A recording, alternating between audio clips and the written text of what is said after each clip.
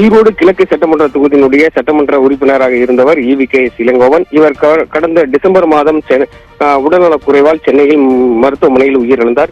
இதனையடுத்து ஈரோடு கிழக்கு சட்டமன்ற தொகுதிக்கு இடைத்தேர்தலானது அறிவிக்கப்பட்டது. அதாவது ஈரோடு கிழக்கு சட்டமன்ற தொகுதிக்கு பிப்ரவரி 5ஆம் தேதி தேர்தல் நடைபெறும் என்றும் அதனைத் தொடர்ந்து பிப்ரவரி 8ஆம் தேதி வாக்கு எண்ணிக்கை நடைபெறும் என்றும் அறிவிக்கப்பட்டிருந்தது. இந்த நிலையில் ஈரோடு கிழக்கு சட்டமன்ற தொகுதியிலே போட்டியிடுவதற்காக இந்தியா கூட்டணியில் உள்ள திமுக கட்சியைச் சேர்ந்த VC சந்திரகுமாரும் நாம் தமிழர் கட்சியைச் சேர்ந்த சீதாலட்சுமி ஆகியோர் வேட்புமனு தாக்கல் செய்திருந்தனர். அதே போல 2 வேட்பாளர்கள் மட்டுமின்றி அதாவது குறிப்பாக அதிமுக, பாஜக, தேமுதிக உள்ளிட்ட முக்கிய கட்சிகள் இந்த இடைத்தேர்தலை புறக்கணித்திருந்தது. இந்த நிலையில ஈரோடு கிழக்கு சட்டமன்ற இடைத்தேர்தலை திமுக சார்பில் திமுக மற்றும் நாம் தமிழர் கட்சி என இருமுனை போட்டி நிலவியது.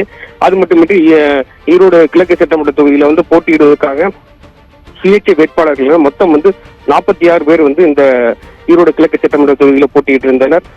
அதாவது மொத்த ஈரோடு கிழக்கு சட்டமன்ற தொகுதியை பொறுத்தவரை 2,27,546 வாக்காளர்கள் உள்ளனர். இந்த நிலையில நேற்று அதாவது பிப்ரவரி 5ஆம் தேதியானது இந்த வாக்கு பதிவானது நடைபெற்றது. மொத்தம் 54 இடங்களில் 237 வாக்குச்சாவடி மையங்களில் இந்த வாக்குப்பதிவு தொடங்கியது. சரியாக காலை 7 மணிக்கு தொடங்கிய இந்த வாக்குப்பதிவானது மாலை 6 மணிக்கு நிறைவு பெற்றது.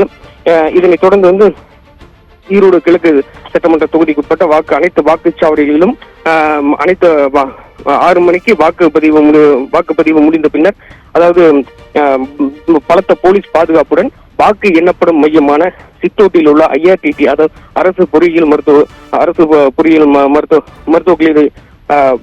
பொறியியல் போக்குவரத்து கல்லூரியில இந்த வாக்கு பெட்டிகள் போலீஸ் பாதுகாப்புடன் ஸ்ட்ராங்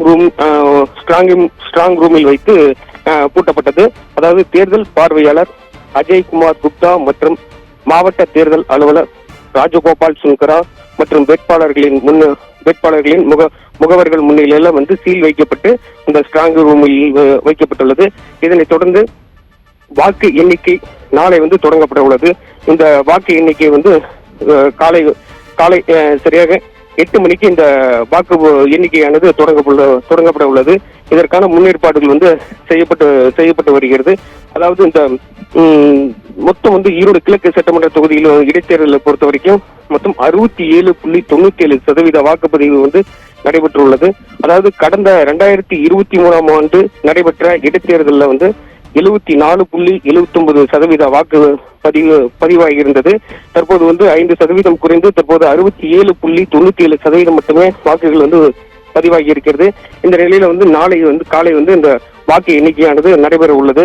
அதாவது மொத்தம் 8 மணிக்கு தொடங்க உள்ள வாக்கு எண்ணிக்கையில் முதல் 8 மணிக்கு தபால் வாக்குகள் எண்ணப்பட உள்ளது. அதனைத் தொடர்ந்து 8:30 மணிக்கு மின்னணு வாக்கு பதிவுகள் வாக்கு எண்ணப்பட உள்ளனர். இதுல மொத்தம் 14 மேஜைகள் தயார் செய்யப்பட்டுள்ளது. இதுல மொத்தம் 17 ரவுண்டுகள் அந்த வாக்கு எண்ணிக்கையானது நடைபெற உள்ளது. இந்த வாக்கு எண்ணிக்கையை பொறுத்த வரைக்கும் வாக்கு எண்ணப்படக்கூடிய அந்த அறைகள்ல 76 CCTV அதாவது கண்காணிப்பு கேமராக்கள் பொருத்தப்பட்டுள்ளது. அதாவது அது மட்டுமின்றி 600க்கும் மேற்பட்ட போலீசார்கள் இந்த பாதுகாப்பு பணியில ஈடுபடுத்தப்பட்டுள்ளனர். அதாவது சித்தோடு IRTT பொறியியல்களில் வைக்கப்பட்டுள்ள அந்த வாக்கு எண்ணிக்கை நடைபெறுகின்ற அந்த ஸ்ட்ராங் ரூம்ல 4 அடுக்கு போலீஸ் பாதுகாப்பு போடப்பட்டுள்ளது.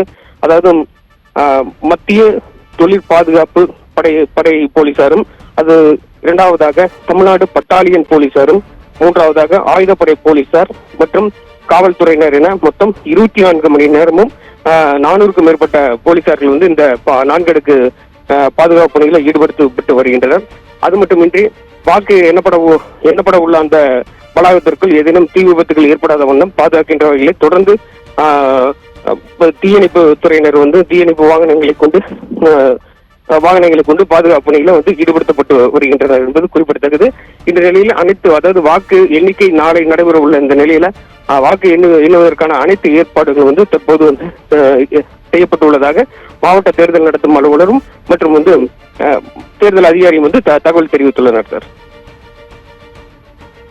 தகவலுக்கு நன்றி வேலுசாமி.